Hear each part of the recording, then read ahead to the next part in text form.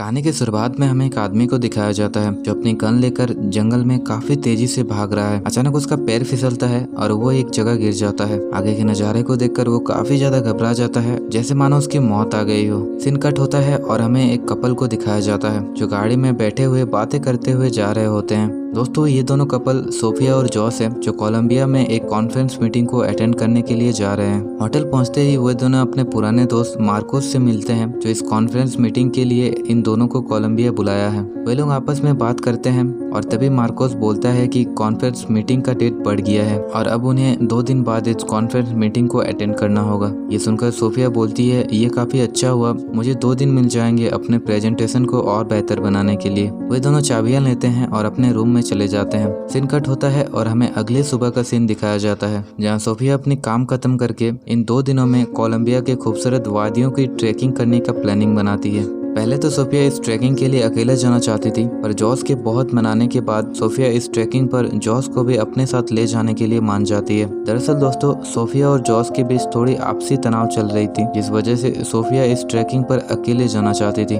वे लोग होटल से एक जगह के बारे में पता लगाते हैं और आगे दोनों इस मैप को लेकर ट्रैकिंग पर निकल जाते हैं। और यहीं से शुरू होता है दोस्तों इन लोगों का एक दिल दहला देने वाली सफर, जो शायद ही कभी इन लोगों ने सोची होगी। दोनों गाड़ी में बैठते हैं और रास्ते में बातें करते हुए इस सफर पर निकल जाते हैं। धीरे धीरे वे लोग अपनी ट्रैकिंग वाले इलाके में पहुंच जाते हैं, जहां वे अपने गाड़ी को एक साइड में लगाकर खूबसूरत जंगल की ट्रैकिंग करने के लिए आगे जंगल में चले जाते हैं। धीरे धीरे वे लोग जंगल के बहुत अंदर चले जाते हैं और तभी मौसम खराब होने लगता है। जॉस मौसम के बदलते इरादे को देखकर सोफिया को इस ट्रैकिंग के लिए आगे जाने के लिए मना कर देता है और वो लोग वहीं से वापस अपनी गाड़ी की ओर आने लगते हैं। जैसे ही वे लोग अपनी गाड़ी के पास पहुंचते हैं, उन्हें अपनी गाड़ी के पास एक आदमी दिखाई देता है जो उनकी गाड़ी को खोलने की कोशिश कर रहा होता है और इस गाड़ी को चुराने के इरादे में आया हुआ था। वही दोनों इस आदमी को देखकर एक पत्थर में छुप जाते हैं, पर जॉस सोफिया को बोलता है कि मैं इस आदमी से बात करके आता हूँ, आखिर ये करना क्या चाहता है। पर सोफिया जॉस को जाने के लिए मना कर देती है। वो बोलती है कि इस आदमी के जाने के बाद हम लोग अपनी गाड़ी लेकर यहाँ से निकल जाएंगे, पर सोफिया के लाख मना करने पर भी जॉस उस आदमी से बात करने के लिए निकल जाता है। जैसे ही जॉस उस आदमी से बात करने लगता है, तभी वो आदमी एक गन निकालकर जॉस को धमकाने लगता है और अपने पास रखे पैसे उसे देने के लिए बोलता है। पर जॉस के पैसा बैग में रहने के कारण सोफिया भी बैग लेकर बाहर निकल जाती है और उस चोर को दे देती है। चोर जब बैग उठाने के लिए नीचे झुकता है, तभी जॉस एक लकड़ी उठाकर जोर से चोर के सर पर मार देता है और दोनों वापस उसी जंगल की ओर भागने लगता है। चोर उन दोनों के ऊपर गोलियां चला देता है, पर दोनों तेजी से जंगल में भागकर अंदर चले जाते हैं। भागते भागते सोफिया जॉस से अलग हो जाती है और एक दलदल वाली गड्ढे में जाकर गिर जाती है। ये गड्ढा काफी गहरा था, जिस वजह से सोफिया इस गड्ढे में डूबने लगती है और जॉस को जोर जोर से मदद के लिए बुलाने लगती है। तभी सीन कट होता है और हमें जॉस को दिखाया जाता है जो सोफिया को ढूंढते हुए काफी जोर से सोफिया की ओर आ रहा है। वो सोफिया को चिल्ला चिल्ला कर बुलाता है और तभी उसे सोफिया की आवाज सुनाई देती है। जॉस सोफिया की आवाज सुनकर काफी तेजी से सोफिया की ओर भागता है, पर जैसे ही जॉस सोफिया के पास पहुंचता है, सोफिया उसे दूर ही रहने बोलती है। जॉस सोफिया की इस हालत को देखकर आसपास मदद बुलाने लगता है, पर कहीं कुछ मदद नहीं मिलने के कारण वो एक लकड़ी उठाता है और उसकी सहायता से सोफिया को बाहर निकालने का कोशिश करता है। पर जॉस की ये तरकीब काम नहीं आता। लकड़ी टूट जाती है और सोफिया डूबने लगती है। सोफिया के डूबते देख जॉस भी उस दलदल में कूद जाता है और सोफिया को बहुत मुश्किलों के बाद दलदल से खींचकर ऊपर निकालता है। अब इस हादसे के बाद दोनों इस दलदल में बुरी तरह फंस जाते हैं। अब उनके पास ना ही कोई मदद थी और ना ही किसी को उन लोगों की इस ट्रिप के बारे में पता था। तो दोस्तों, क्या वे दोनों इस दलदल में फंसे मर जाएंगे या आगे दलदल में सरवाइव कर पाएंगे? आइए चलिए आगे इस कहानी में देखते हैं। सीन कट होता है और हमें मार्कोस को दिखाया जाता है जो इन दोनों के रूम के बाहर आकर इन दोनों को आवाज लगाने लगता है, पर अंदर से कोई जवाब नहीं आने के कारण वो वहाँ से चला जाता है और अपने रूम में जाकर जॉस का एक वॉइस मैसेज सुनता है जिसमें जॉस बताता है कि मैं और सोफिया तुम्हें बिना बताए इस ट्रेकिंग पर आ गए हैं और हम लोग शाम तक वापस होटल पहुंच जाएंगे। एक बार फिर सीन कट होता है और हमें सोफिया और जॉस को दिखाया जाता है जो दलदल में पूरी तरह फंस गए हैं और हिल भी नहीं पाते हैं। वे लोग आपस में बात कर ही रहे होते हैं, तभी सोफिया बताती है कि मेरे नीचे कुछ है। सोफिया और जॉस उस चीज को दलदल से खींचकर ऊपर उठाते हैं और तभी उन्हें वहाँ एक आदमी की लाश मिलती है। इसे देखकर सोफिया काफी ज्यादा घबरा जाती है और चिल्लाने लगती है। दोस्तों, ये वही आदमी था जिसे हम लोग इस कहानी का सबसे पहले देखे हैं, जो जंगल में काफी तेजी से भागते हुए जा रहा था और अचानक उसका पैर फिसल जाता है और वो नीचे गिर जाता है। आगे के नजारे को देखकर वो काफी ज्यादा घबरा गया था और इसी दलदल में गिरकर उसकी मौत हो गई थी। इस लाश के साथ उन्हें एक बैग भी मिलता है और एक गन मिलती है। बैग में ट्रेकिंग के लिए काफी सारे सामान थे। वे लोग सामान को एक एक करके बाहर निकालते हैं और देखने लगते हैं। तभी उन्हें वहाँ एक चाकू मिलता है। धीरे धीरे समय बीत रहा था और वे दोनों आपस में बातें कर रहे थे और यहाँ से निकलने का तरकीब लगाते हैं। तभी जॉस सोफिया को एक तरकीब बताता है। जॉस बोलता है कि मेरे पीछे एक पत्थर के चट्टान दिख रही हो, उस पत्थर में हम लोग रस्सी फंसाकर यहाँ से निकल सकते हैं। जॉस उस लाश के साथ मिले हुए बैग को काटकर एक रस्सी बना देता है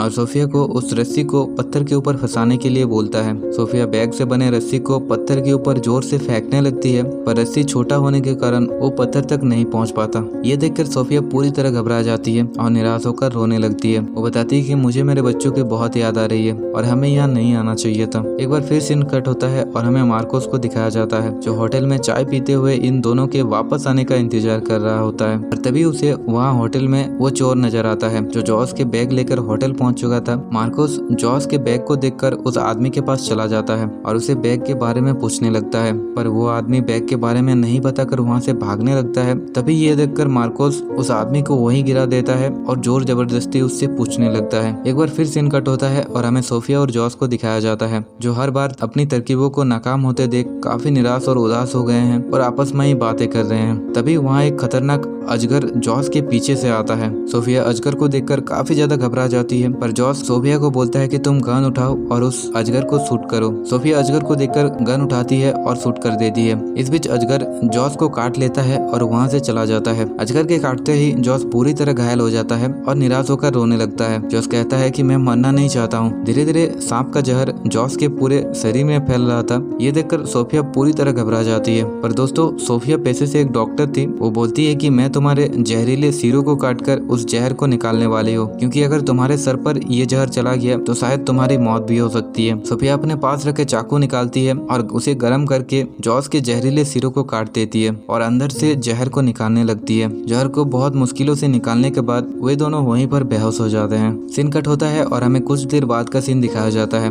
जब दोनों की आंख खुलती है और जॉर्ज अब पहले से बेहतर था। सोफिया जॉर्ज की स्थिति को देखकर काफी ज्यादा खुश हो जाती है। आगे अब सोफिया वहाँ से निकलने के लिए एक प्लान बनाती है। वो बोलती है कि हमारे पास रस्सी छोटा होने के कारण हम लोग नहीं पहुँच पा रहे थे, पर अगर हम लोग उस सांप को रस्सी की तरह उपयोग करें तो शायद हम लोग उस पत्थर तक पहुँच जाएंगे। सांप को रस्सी बनाने का तरकीब को सुनकर जॉर्ज पूरी तरह घबरा जाता है और वो बोलता है कि मैं तुम्हारी कोई मदद नहीं कर पाऊंगा। मेरा शरीर पूरी तरह सुन्न हो चुका है और मैं हिल भी नहीं पा रहा हूँ। पर सोफिया अपने इस तरकीब को अंजाम देती है। वो टेलीस्कोप लेकर आसपास उस सांप को ढूंढने लगती है और उसे सांप दिखाई देता है। उस सांप की तरफ बहुत सारी चीजों को वो फेंकने लगती है ताकि सांप का ध्यान भटके और वो सांप इन लोगों की तरफ आए। सोफिया की ये तरकीब काम कर जाती है। सांप अब इन लोगों की तरफ आ रही थी, पर दिक्कत ये था कि सोफिया के पीछे से होते हुए आ रही थी। सोफिया को सांप नजर नहीं आने के कारण वो सांप को इधर उधर ढूंढने लगती है, पर तभी उसे अपने पीछे से सांप की आहट आती है। सोफिया अपने पास रखे चाकू को निकालकर चाकू की मदद से सांप को अपने पीछे देखने लगती है। धीरे धीरे सांप एकदम सोफिया के करीब आ गया था। ये देखकर सोफिया पीछे से ही सांप पर गोली चला देती है,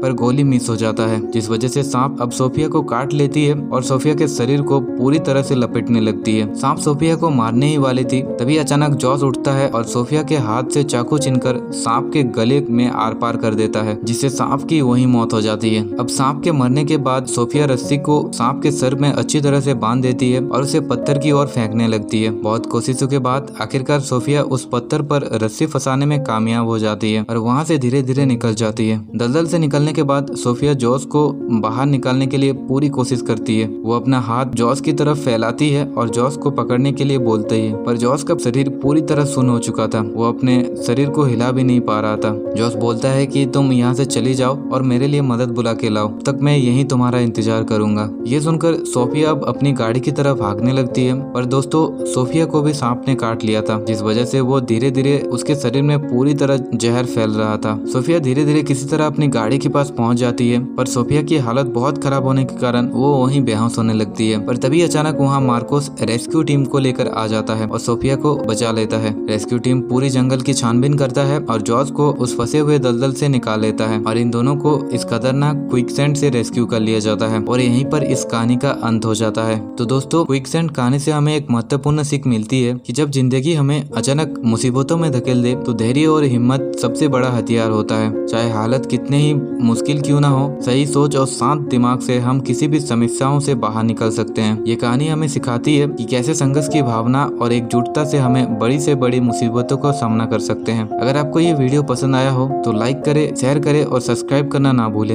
हम मिलेंगे आपसे एक और रोमांचक कहानी के साथ, तब तक के लिए धन्यवाद।